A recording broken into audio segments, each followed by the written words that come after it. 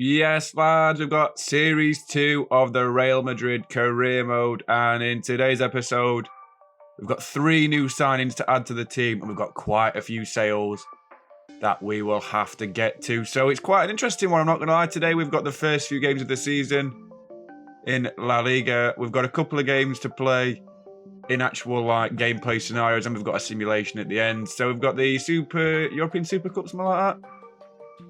I don't know, it's not that interesting to be honest. And as you can see, our transfer budget is peaking at £220 million to start off the series. So I'm going through the players I'm getting ready to start off with. They're already confirmed to be leaving. And we've got quite a bit to just get through and process. That's why it's nearly 30 minutes of an episode today. So start off with simulating the pre-season trophy, which unfortunately, I think we get through this round, but we don't end up winning it. We lose to Liverpool, but we'll see objectives before we start the new season. The objectives are to win La Liga and the Champions League while reaching the 100-point mark. That's going to be very difficult, isn't it? Should have probably set myself an easier target there. Also expect you to buy 3 new marquee signings again this season while selling older players. I mean, I think that's doable quite comfortably. They've given us £220 million. And people like Modric and Cruz are potentially on their way out, maybe Benzema as well. We would also like you to make more of a use of our top-class youth setup and promote 5 players to the first-team squad. Barely used it last season. I think that's something I need to look at as well because, like I say, I barely used it. It was not an important feature whatsoever. And the final objective is, whilst we had the top assister and goal scorer last season, we want less goals to be conceded. Make it happen. So to be fair, they're not actually bad objectives. I think the win La Liga and the Champions League while reaching 100 points in the process, that is reasonably comfortable. We got 98 last season. It was a bit of an off season to start off with. We wasn't at our best all the way through the season. Towards the end, we actually dropped off a little bit. Also expect to buy 3 new marquee players. Obviously, I think that's doable. I think that's doable massively. I know I said this before, but we can literally sign so many players who we need to improve with the team. And I've got a list of players to go through later. And obviously a player on the thumbnail who I'm very interested in signing in this episode. Also with the Youth Academy, I don't see that being an issue because I think we got 2 through, maybe 1 last season, which wasn't really the best sort of use of our Youth Academy setup. But it is what it is. And then the top assister and goal scorer, that's what we had last season. But we didn't have the top clean sheet, so that's how I've been suggested to have the top clean sheets in this season. Oh my God, I've got a cold. Sorry guys, it's a nightmare. But we'll see the forfeits while we're here. If you fail to win the league in the UCL this season, then you'll be sacked and the career mode will be over. That is a promise, by the way, guys, because as much as I enjoy doing career modes like this, sometimes they have to end, and that seems like a fair enough forfeit for not achieving everything we need to achieve. Because Ancelotti nearly got sacked this season, if you remember. If they didn't win the Champions League, he'd probably be gone by now. But as well as that, if you do not bring in 3 new marquee signings while selling older players, then next season we will clear out the squad. So I need to sell some older players. I can't just tiptoe around it. I've got to do it, or we'll not be achieving what the board asks us to, and we will lose a lot of players next season to minimum valuations. And then, the third objective as well is obviously Youth Academy setup more. So I'm suggesting if we do get 5 youth players in, we'll not have to do 500 push-ups. I mean, I said it before, it's not too difficult, 500 push-ups, to be honest. But I can imagine it's quite difficult because I've not actually done 500 push-ups before. But not in one go, obviously, I do them in little segments. And then finally, if you do not have the least goals conceded and the most clean sheets, then Courtois, Rudiger and Militao will be sold in Season 3. So there's a lot of pressure on us getting clean sheets. And we really, really need to do it because I don't want to lose any of them, especially Rudiger and Militao. So that is all we've got for the objectives and forfeits section of the new season. And as you can see, we've got a few offers for players. Antonio Blanco is going on loan to Lazio for the next 2 seasons, potentially the most of the remaining career mode. We've also got a bid from Aston Villa for Serge Gnabry. That's really interesting, you know that. I don't want to lose him. Genuinely, I don't want to lose him whatsoever. But I feel like if they offered 190 million, like his highest valuation says he is, Oh, they're not going to do it. It don't even matter. It's not even worth contemplating because they're not going to do it anyway. Stevie's not happy with that. Stevie don't fancy it. And, I mean, it's just a shame, really, because I love Gnabry, but I'd take 150 mil for him, to be honest. As you can see now, we do lose to Liverpool 2-0 in the semi-finals of the pre-season tournament, but we haven't got Liverpool again in the next game, so that is the European Supercup. They did win the Europa League in the end. I forgot to show that, unfortunately. I have more bids for Gnabry. Stop bidding for Gnabry. Jeez. Honestly. So frustrating when they keep bidding for players who I don't have a lot of intention to sell, but I think he gets bid for more in this episode, to be honest. But we're going to have a look at Luka Modric. Obviously, he's an 85 rated now. He's 36 in the final year of his contract. He went down 3 overalls last year. He was probably the best midfielder in the team. But I think he's going to end up leaving this transfer window. I don't want to leave him on the bench. He's too much of a legend of the game to leave him on the bench for a long amount of time. So we have got a replacement lined up. And with the 200+ million that we've got in the kitty, I think the best player to go for is a player in real life who's linked with Real Madrid, linked with everyone. To be honest, Christopher Nkunku broke all kinds of records in Germany this season as a goal-scoring midfielder. He scored like 30+ goals in all competitions, got a France call-up in the process, and I think 140 million, sorry, I heard 150 then, 140 million as an opening offer. They want 182. We are going to have to negotiate this one a little bit, I think. How much should we offer? 160? I think that's a decent amount, isn't it? Swap Mariano as well. I think that's who I want to get rid of. I don't want Mariano this season. I'm really sick of him. I don't want to just trade Modric either because that's not fair. Using him as a make weight. I'd rather just get him to a club who actually wants him. So we'll offer Mariano. They don't even want him. Oh, Mariano, why are you so bad? So bad. £170 million. Let's see what they say. Let's meet halfway. We've agreed a fee for Christopher Nkunku. That's a really good signing if we can get this deal over the line. No, it's a lot of money. It's like 140 or 150 million pounds in terms of the euro conversion rate, but he's going to be so damn good if we can get him through the door. Honestly, a crucial squad role as well seems like a reasonable thing to agree with him. He's 89 rated to be our second highest midfielder, joint with Cruz and just below Casemiro, who's 90 rated, I believe. We'd offer great competition with Valverde, who's now 88 rated, the 83 rated Camavinga, and the 86 rated Tchouameni. Because we have to play about 60 games over the season, if you remember as well. If we do well in the Cup this season anyway.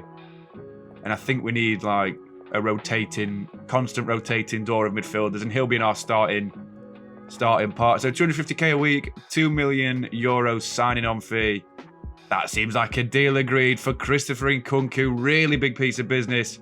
In the grand scheme of things, I'm really excited to see him as well, to be fair. He's a fantastic player in real life.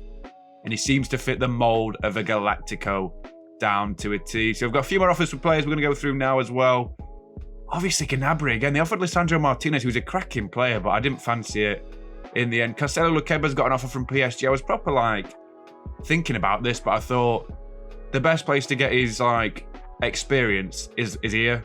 So I don't want to loan him out. He might only get 15 games again this season, but it's better than nothing. As we agree a fee of £20 million for Lucas Vazquez, and then we're going to try and wrap up a deal for Marcus Asensio as well. So I'm not going to ask for much here. I think 60 million because I'm trying to get him off the books, to be honest. I do like him as a player, but he's heavily linked with Liverpool in real life. He has been for the last couple of seasons, and I think it makes perfect sense if we want to give Rodrigo more game time or potentially get a different right winger in the future. So we'll agree the deal for Mariano as well. By the way, do you know how many times I try and sell in this episode? It's too many times. It literally is. It's literally about 30 times I try and sell Mariano. It's so frustrating trying to get him off the books. It's literally like he doesn't want to leave. I'm not fucking leaving. But I mean, it does try and open up a few scenarios where we just need to try and get rid of him. We don't want him anymore. As you can see, Asensio and Vazquez have both departed to Chelsea and Liverpool respectively. We've had a deal for Camavinga, weirdly enough, and Valencia have offered for Victor Chust, who we do end up loaning out in the end on a 1-year deal. So finally, before we get into some gameplay, we are going to sort out, well, we've got a couple more signs as well, but we are going to sort out our scouting system because we need to use it a little bit more. So we're going to send them to Spain, Portugal, and Italy, respectively. The south of Europe seems like the best place to collect our players. as a Spanish club would in real life as well. Which makes sense doing this, to be honest. So we've got that all sorted. We've got a couple more signings to make before we go into the first game of the new season against Liverpool in the Supercopa. And we're actually signing one of the players they've just released.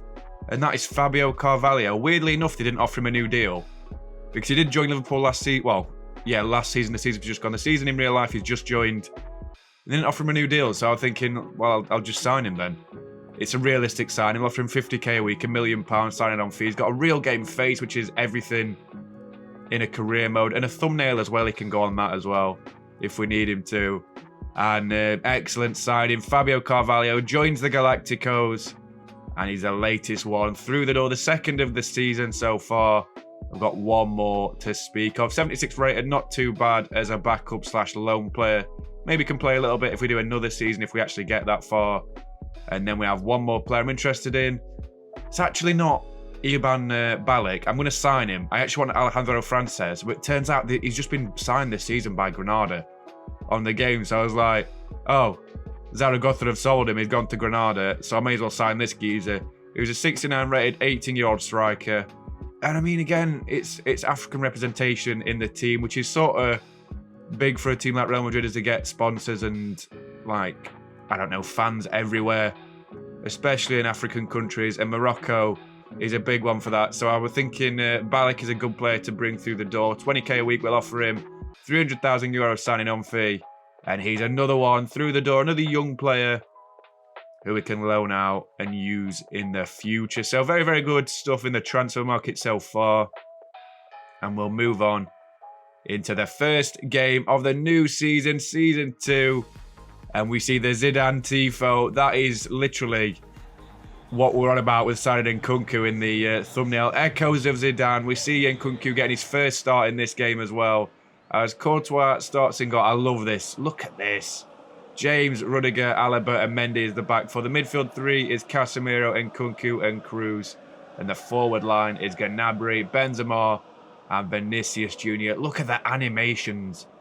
As if they've actually got the Super Cup. That's ridiculous. Very, very good team we've got there. Unfortunately, I don't think Nkunku's got a real game face, which I didn't realise before. But still, I'll take it. He's a good player. He's a solid addition to the team. And he promises to offer a lot to us in the future. So we see the Liverpool team very briefly as well. You see Jules Koundé and Benjamin Pavard have joined their defensive setup. They've got a very good team as well. Alisson does start in goal for the Reds, as you'd expect. Pavard, Koundé, Van Dijk and Robertson is the back four. Midfield three of Fabinho, Yuri Tielemans and Curtis Jones. And the forward line of Mohamed Salah, Roberto Firmino and Luis Diaz. With Trent, Jota and Nunez on the bench. So first out of the game inside 2 minutes, Cruz picks up the ball, plays it out towards Vinicius Jr. Gets a chance on goal against his international teammate already, Alisson, who tips it into his net. And we're 1-0 up already. Great goal by Vinicius Jr. And we're ahead in the Super Cup. Another highlight in the 8th minute. Liverpool get a chance themselves. Look how they play football here. Out towards Fabinho, who picks up the ball, receives it under pressure, in towards Diaz, who turns towards Firmino, who slides it past Courtois. What a numpty Courtois. He should be doing much better with that. And on this next goal, he should be doing a lot better. As the ball comes in from Salah, who swings one in on the weak foot. Diaz goes to head the ball. Courtois in no man's land. What is he doing? You absolute stupid moron. You're a moron. Okay. Literally about as much use as a chocolate teapot. Courtois is ridiculous. I don't know, but we do get a highlight just after that. It's basically straight after the kickoff. And Nkunku's got the ball, cuts inside Koundé. Finesse shot from 30 yards out. Oh, he's going to be a hit, isn't he, here? He's going to be an absolute roaring success. Christopher Nkunku is off the mark in his first Real Madrid appearance. Wonderful goal that is by our new French signing. Echoes of Zidane is what they say. Well, no one's ever said that apart from me, but that's what I'm saying. Echoes of Zidane. Wonderful finish from distance. And he comes big for us in a European tie. So another highlight just before half-time. Vinicius Jr. played through fantastically well by Toni Kroos. A chance against Alisson as well. Puts it on the strong foot. Gets lucky with the deflection and he skills it into the net. That's beautiful, Vinicius. Look at the composure from that young man there. Celebrates like Ronaldo yet again. He put it on the weak foot, actually. I say strong foot. I just get fumbled with words sometimes. It's difficult doing this, you know.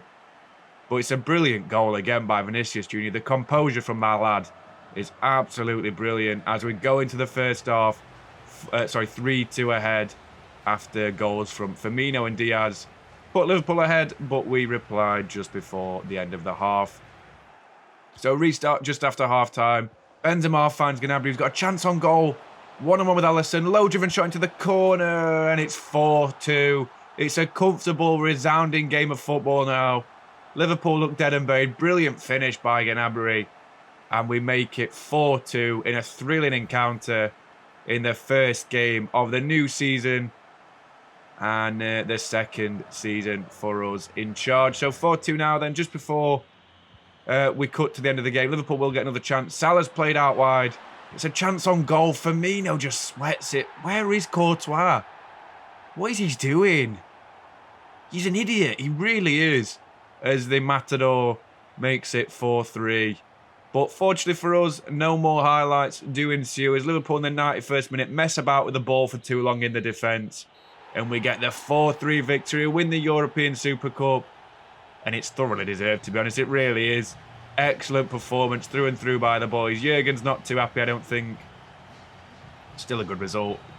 Nonetheless, I'd say. I mean, Jurgen's not taller than me in real life. He's about 6'2", which is pretty much the same size as me. I don't know why you can't customise manager heights and weights and body builds, but, you know, it's the game, innit? They don't put a lot of effort into it, but we do win the UEFA European Super Cup already.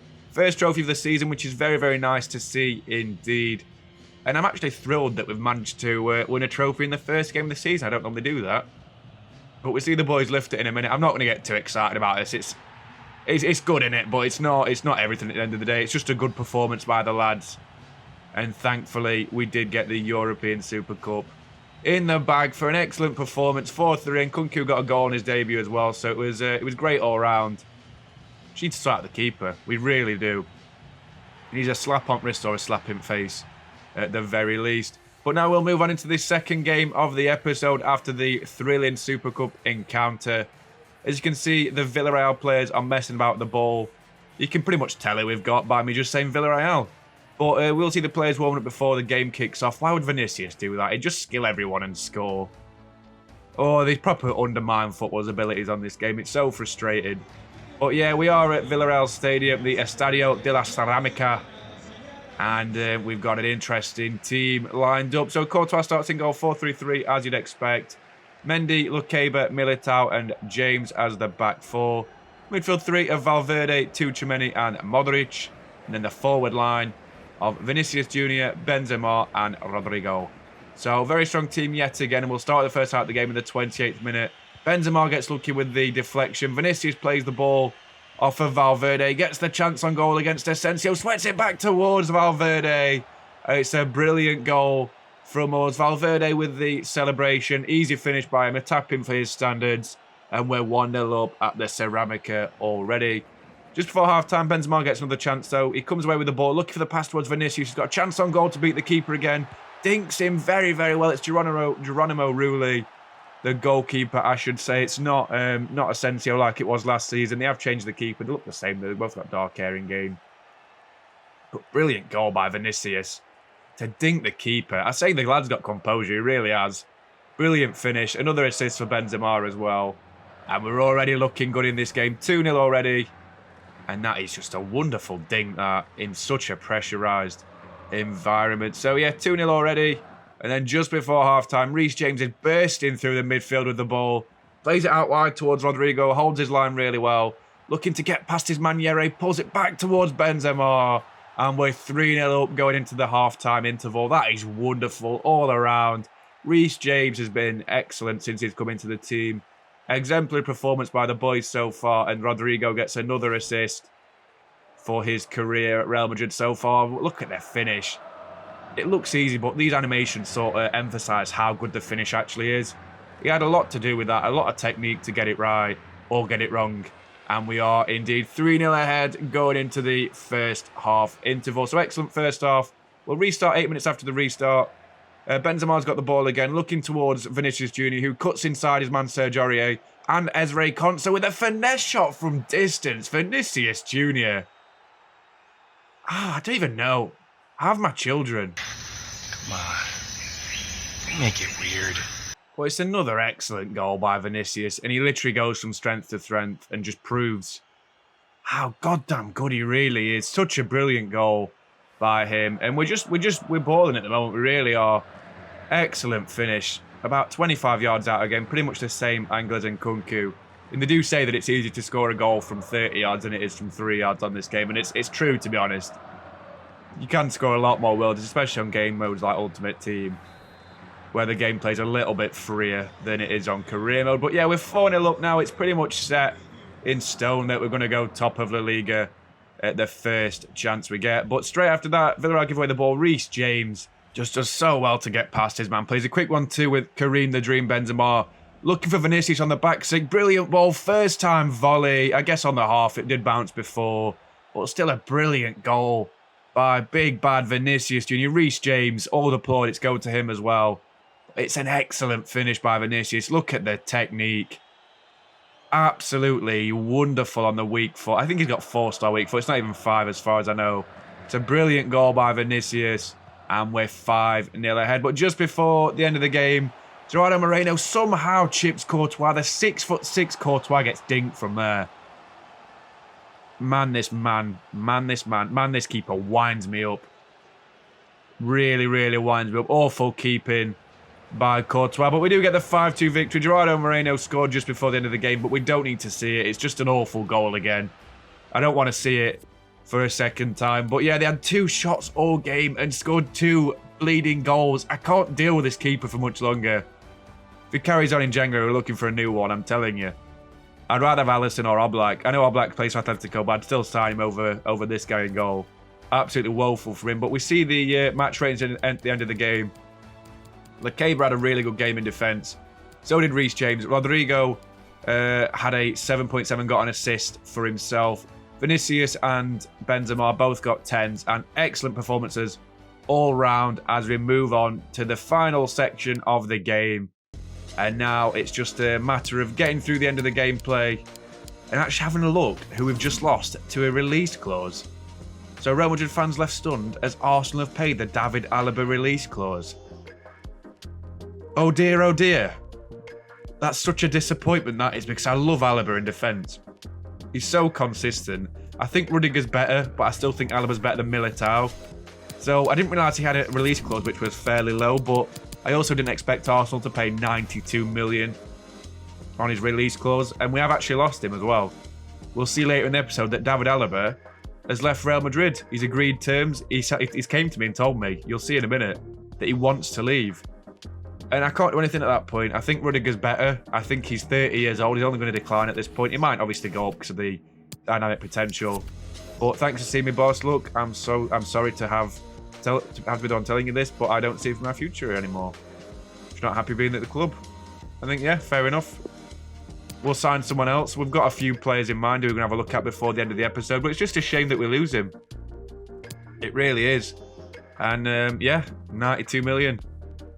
We will receive the full 92 million, apparently the board have said, but it's just a shame. It really is a massive shame that we've lost him. And it's something we're going to have to replace in the next episode. So that's 2 of the 3 Galacticos down. I guess he's 30 years old, so he's classed as not old, but not gold either. So we just have to roll with the punches, don't we? As we see David Alaba has moved to Arsenal for £92 million. The board have given us 84.5, which isn't bad, really. I thought they'd give us 92 in that last message, it said. The cheeky beggars. But yeah, it's a shame, really. We've got the France job. That doesn't matter. It just matters about Alaba at the moment. But we have got a few players lined up, which we'll have a look at before the end of the episode. As we move into the final game of the episode, which is just a simulation that we've got against Getafe. So I have moved us along swiftly on to the game against Getafe at the Estadio Santiago Bernabéu. It's such a mouthful to say sometimes. We'll make a few changes to the team. Valverde comes in, so does Carvalho at the right back spot. We have to rotate the squad as much as we can. And Nkunku will come in as well. I'm thinking we might play him, actually, because he didn't play in the Villarreal game. So we'll drop Cruz for him. And that's like a solid team to me, to be honest. I was thinking about Gnabry for Rodrigo, but we've left it. We'll simulate the game against Getafe CF. And for us, fortunately, we get the 2-0 victory. Valverde and Gnabry both got the decisive goal. 7 shots, 3 chances. They had 2 shots, 2 chances. 60% possession to 40%.